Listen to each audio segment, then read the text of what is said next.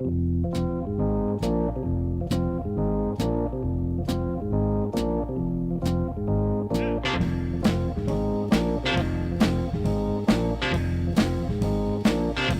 talking to Coach Carol Frazee about the Bellingham Bay Marathon here at Fairhaven Runners, which is a great place to get information, right? Yes, it is.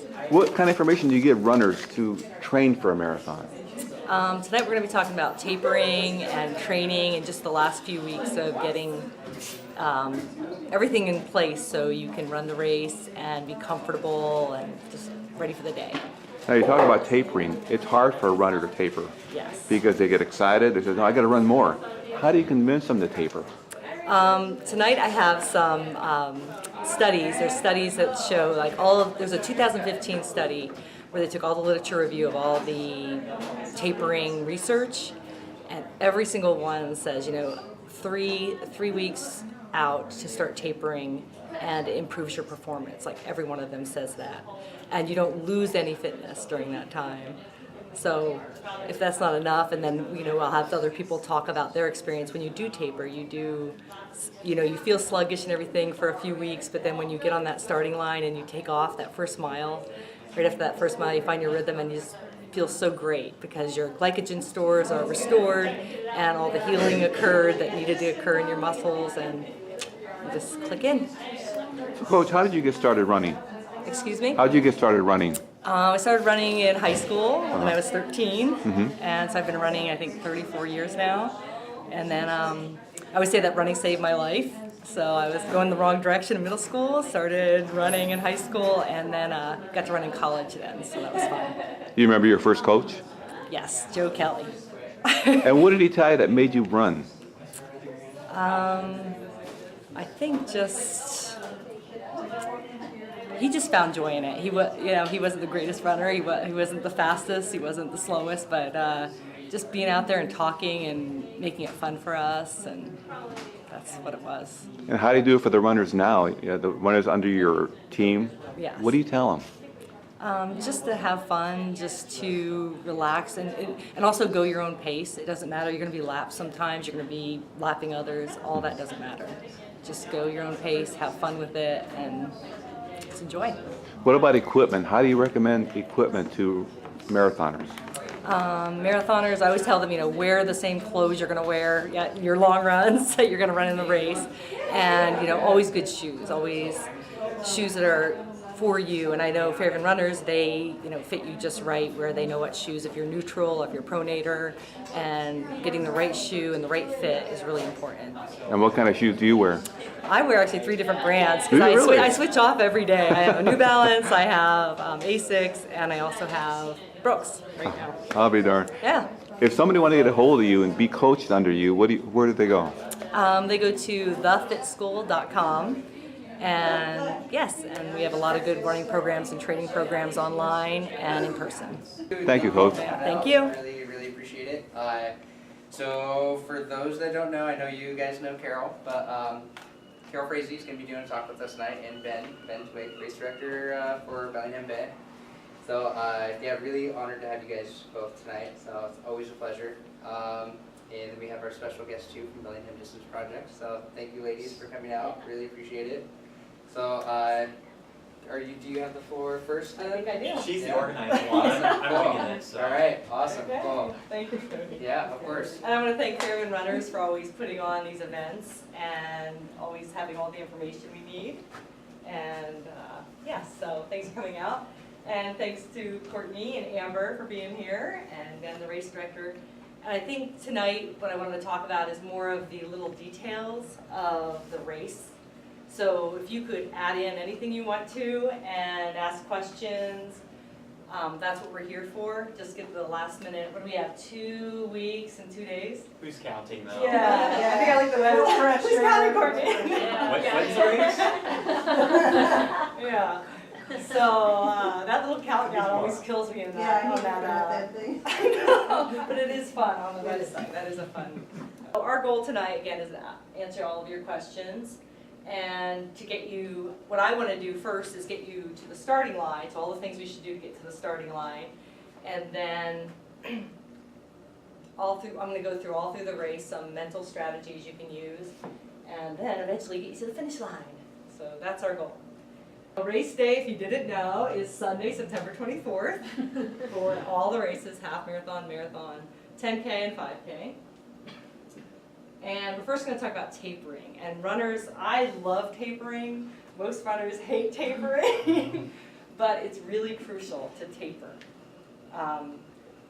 I would say if you haven't done your longest run yet, don't do it now. And Courtney, don't listen to me. You don't have to listen to me, but I'm going to talk about all of the reasons for that.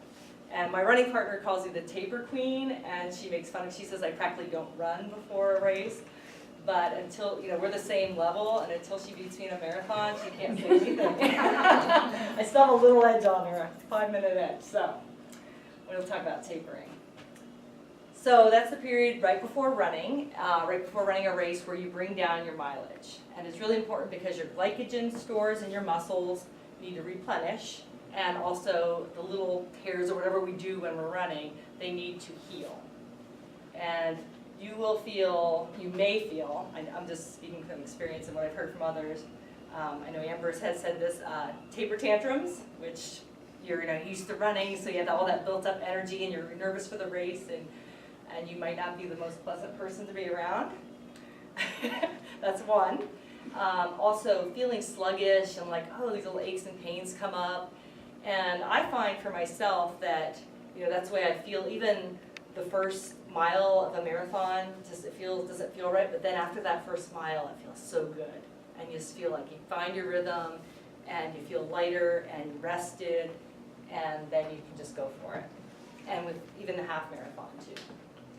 I was looking at the 2015 literature research review, and they took all of the information on tapering, all of the science journals, and they found that every one of them said that tapering improves the performance better than not tapering. So on the y-axis, you have your glycogen stores within your muscles, so you're taking little pieces of your muscle and finding the glycogen in there that you need to run. And on the x-axis is if you tapered or you did not taper. So this doesn't show up on the thing, but that one, so the red little things going up, that's still increasing training. Going down was the glycogen stores in the muscle. So if you don't start tapering, then your glycogen stores start going down, down, down. And if you do taper and you decrease your mileage, your glycogen stores do come up. So the bottom line is you decrease risk of injury if you do taper, increase healing, and increase performance. So the race. Okay, so first of all, what is your goal? Is it a time goal? And yours doesn't have to be a time goal. It could be, I just want to have fun. I just want to meet 5 friends. It doesn't have to be what everyone else is doing. Like your relay, what's your relay goal? Is it have fun? Is it a certain time? Finish? It doesn't matter. Or some people they just want to walk. I want to run at least half of it. Or I want to get a certain time. So just decide what your goal is. Don't try to pick up on, oh, I should do what Brooke's doing, or I should do what Freddie's doing. But just, you have your own goal and your own reason to be out there. It might be, so your kids or your niece starting after you see you cross the finish line. Just have your own goal, but have that in your head, because there's a point in the race when you're going to need that goal. The main thing is go out relaxed. Whichever race you're doing, go out relaxed, because you get all excited, and the common thing is you just go out. And even my first marathon, my husband and I were going to try to qualify for Boston because his dad did. We're like, oh, it'll be easy, we can do that time. And we went out with half marathoners, all feeling good. All of our friends were doing the half marathon. And then around mile 18, I was struggling, and I came up on him. I'm like, oh, you came back for me. And he's like, no. So we tried to do it together, and neither of us qualified. But so going out too fast is a real problem. So really, and what you'll find, if you run in a lot of races in the area and you know the certain people that you're usually in front of, what you'll be going out and you'll be like, oh my gosh, he's way up there, Tammy's way over there. But you have to really hold yourself back, and we call that ego training, because your ego wants to, I should be up with them. But if you can hold back and go with them, or you'll find them later, I promise you. Relax. Pace yourself. So that's important with pacing. And That's that's Paul. That's my husband, Paul. And those are little pacing we'll talk about. And the 4 C's. So you guys know the 4 C's. We do it for the mile. But if you want to break the, so these are different strategies you can use, and you can tell me yours too. Different strategies during a race to mentally do the race well. And we use the 4 C's for the mile, but you could do it also, which is each lap is one of these. But during a race, you could break it up into 4 segments. And the first one's control. So you should feel like you're holding back just a little bit. It feels just, you know what I mean when I mean by holding a little back, you're not like going all out. And that second one is contact. So if there's a person you see up ahead of you, just keep them in your sights and just pace off of them. And one other strategy with contact is, we talk about a rubber band. And so one thing a lot of people do, and I do this, is you pretend there's a rubber band between you and a person up there, and you kind of lean into them from your ankles, and that helps you just relax just a little bit, enough to be able to, once you relax, you can do a lot better.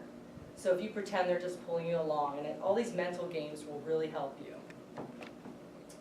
Keep going. Third one, so there's a third lap at a mile, or third part, or that third of the race, third part. That's when you really need to concentrate, because that's when all the negative thoughts flow in, and this is where you really need to prepare for, they may flow in, they may not. That's when your body starts telling you, I want to stop. So just thinking about different strategies you can use. And one of the strategies, mantras, are one strategy you can use. And for those of you, if you do Barb Macklow, so she's from Bellingham, and she's the first woman in the U.S. to run 100 miles under 48 hours. And she was 83, I think, last year, 82. No. But her mantra is, that she keeps going over in her head, is, I am tall, my legs are long and strong. And she's 4'9" about. So, and she says, I know it's not true, but it really helps me. And that's what she'll say over and over in her head. So whatever and I tell the fit school women, like, quick feet, quick feet, quick feet, or I'm awesome, whatever you need to do to keep that mental part of the race, like to keep those negative thoughts out and to kind of dissociate from the pain. Because it's gonna be there. So any mantras you can think of, just try it out when you're running, it works. Even if they're not true, like Barb's. Just call me anytime. Yeah. I've got nothing else going on for the next couple Yeah, weeks. what's going on? So these are just little simple things you can do before race day. Go pick up your packet, what to wear, what to pack, get your water ready, your food ready for the next day, whatever you need to do. And the last part I do have is visualize the race. And I think that helps you get through the tough parts. If you can visualize how you're going to feel during those tough parts and what mantras you're going to have or whatever. Does anyone else have any things they use? I have a friend who she types in her head, like when she starts hurting, she'll start typing because she does a lot of reports. So that's what she does in her head. By people that count their steps. Does anyone? So what we'll do is we'll be at the beginning of the start line of each race, at the half and at the full. And about 15 minutes before the race, you'll see somebody in a pacing shirt. I'm not sure what color they do this Similar yet. to those, actually. Similar to this. Very bright, obnoxious Very yellow. bright, and I believe we'll say pacer even on the back Yes. as well. And this person will have a stick and they'll have it up, and that's who you want to go with. So they'll kind of line up in order. And what it kind of helps too is the start line corrals is kind of get people in the right place, so you don't have, the 430s at the front of the line or however that is. So it kind of helps the race, I guess, kind of funnel through the times. For the full marathon, we actually have 2 pacers. They will switch at mile 13. So what they'll do is a second pacer will come in, they'll join the first pacer, learn the pace, make sure that they have it right, because just like when you've been tapering, you get really excited to jump in and then you take off too quick with your pace group. So they learn it and then they hand it off at mile 13, 14, and then a second pacer will take you through the finish. And they have their splits, here, and they will be just spot on. They're almost perfect, every single one of them. So yeah, they usually run 2 watches or whatever that they do so that they make sure they have it right. Most of them will try to carry a goo or something on them too, in case somebody doesn't have one or drops one. They're pretty good about calling out the water stops along the way. We're gonna have a pacing booth at the expo on Saturday, so if anyone has further questions, we'll be there answering questions. And we'll be providing these pacer bands there for those various times, so that the racers can wear them themselves too, if they lose sight of the pacer or the group. It's about every 2 miles. For the half, you'll go about 2.5 miles before the first one, then about another 2.5 miles before the second one, then every 2 miles.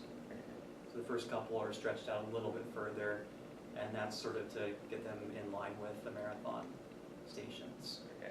And do those have gels and stuff at them, or is? So each station, each hydration station will have electrolyte drink, water, and basic first aid supplies if you need something.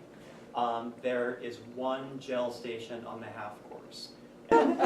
Trader Joe's is a sponsor this year, and they were really wanting to do something like out on the course, and so we decided to ask them. They offered, and we asked. They're gonna, I think, have bananas and oranges and little candies. Cool. Any words of the wise for the relay? Yeah, I wanna hear more about the relay. Sure. How many people are signed up? There are, I think officially, the relay teams are all slacking. Like I think there are about 25 that have at least verbally committed. Oh, And so that will be, right, except for April's team, I think is fully signed up. good. But a lot of the teams have like a captain We and. should by no, now, I No think. team. Right, right. But I'm guessing it should be between 25 and 30 teams overall, which is definitely more than I would have guessed, or at least like on the upper end of what I would have guessed this first time For around. the inaugural, yeah. Yeah. And so for anyone who's unaware, there is a marathon relay option this year, and it's a set number of 5 team members, and 5 established legs, and so 4 exchange points. And April has tested you can blame April if the directions are bad. She drove them. Twice. I drove them again with somebody else just to make sure that I was reading it. I got an email recently because I kind of went out of my way I use some fairly stern warnings at the front of the instructions, like if you drive on the course, you may be disqualified, things like that, because we want to keep the relay traffic off the marathon course, and we've given them specific routes to take. And I had there's a little stretch where we are having them drive the marathon course. It's a stretch where it makes sense on our end too, but I had someone point out that there was a contradiction there, that I was telling them to drive the marathon course, but then I was also threatening No, to it wasn't me, disqualify them. and it wouldn't have been the person that was. Yes. So, There's no other way. Yeah, so what are the teams exchanging at the exchange points? right. Kind of nothing. So, right, so, yeah, these are good questions. Hopefully I have answers. The exchange points themselves, we've also worked pretty hard to really sort of pinpoint where the exchange points are on map, and to make sure that teams know that information in advance. And so the exchange points themselves will be pretty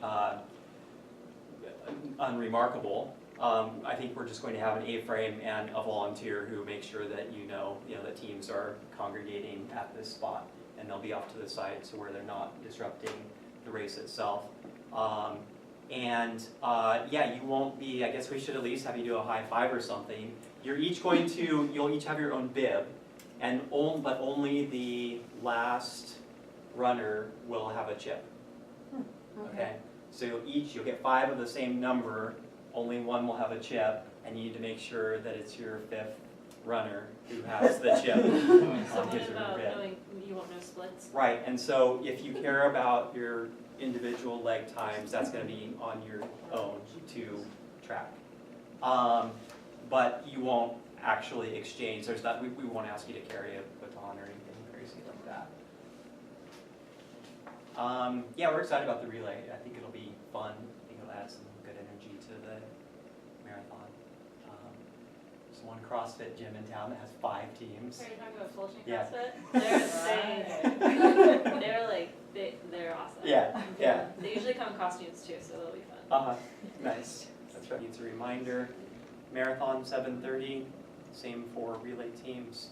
Half marathon 9 o'clock, and I guess that's all that applies to me here. 2:45 flat it has to be. I'm exactly half as fast as you. That makes me feel so much better. And you've done it 2:45. I've done 2:45 before. Yeah, this one's a harder course. But you're in better shape. Yeah. Yeah, I gotta do all that self-positive talk. That's right. Love the hills, I'm eat the tall, hills I'm like tall. dessert. I'm tall. Yeah, so that's the time. So it's like 6:18 pace, and I've got 2 male pacers that'll help me kind of just stay focused, because I kind of tune out a little bit. Yeah, and I've been training on the back half of the course a lot. Yeah. I saw him one day on a tempo, and he's like, "Hey," and it looked like he wanted to talk, and I'm like, yeah. So it's going to be very hard, but I'm excited to do it in my hometown, so, and around so many loving people. So Carol, did you take all these pictures? Some of them. you're really good at Stole them off. So. PowerPoints. Thank you. There we There's go. Cody, sorry, there's Go Cody. back. Yeah. Yeah, there's Cody. I did not take that one, that was fun. That one I did. After scrolling back, seeing the taper slides, one of the things when you were talking, Carol, about that taper, and it just made me think when I was training for my first 50K, the checking out 50K. One of the things with taper tantrums that I couldn't felt so restless, and then I felt rusty every single time I'd go on my little taper runs, and talking to a lot of people, like my longest run for the 50K, I did a marathon 3 weeks before. And so I was like, okay, well I could do 26.2, so I should be able to do 31, but I wasn't sure.